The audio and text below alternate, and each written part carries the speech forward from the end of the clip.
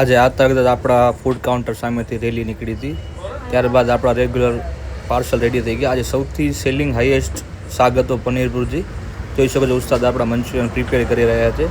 મંચુરિયનના પણ આજે ઘણા સારા એવા ઓર્ડર નીકળ્યા છે પાર્સલના. જોઈ શકો છો આપણા મંચુરિયન ઉસ્તાદ પાર્સલ કરે છે.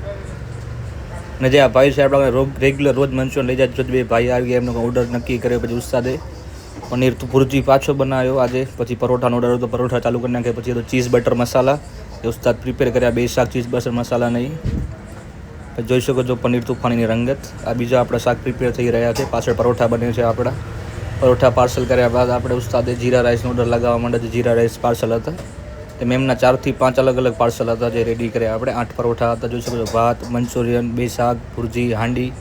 પછી આપણે ટેબલનો ઓર્ડર લાગી ગયો જે આપણા રેગ્યુલર કસ્ટમર છે. ત્યારબાદ આપણા રેગ્યુલર પાર્સલ ચાલુ થઈ ગયા. પછી ચાઇનીઝ ભેલ બનાવે આપણે જે પાર્સલ હતો. આજે રવિવારના બહુ જ ટ્રાફિક હતી. આજે ઘણા બધા પાર્સલ નીકળ્યા છે. જોઈ શકો છો તમે આજે મંચુરિયન નૂડલ્સ બની રહ્યા છે. તે ગાડીમાં સર બેઠા તેમનો પાર્સલ હતો.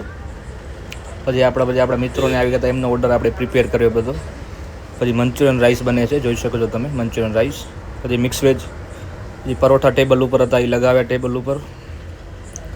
જોઈ શકો છો ફેમિલી પણ આજે આપણે જમવા આવી. લાસ્ટમાં પનીર ચીલીનો ઓર્ડર પ્રિપેર કર્યો.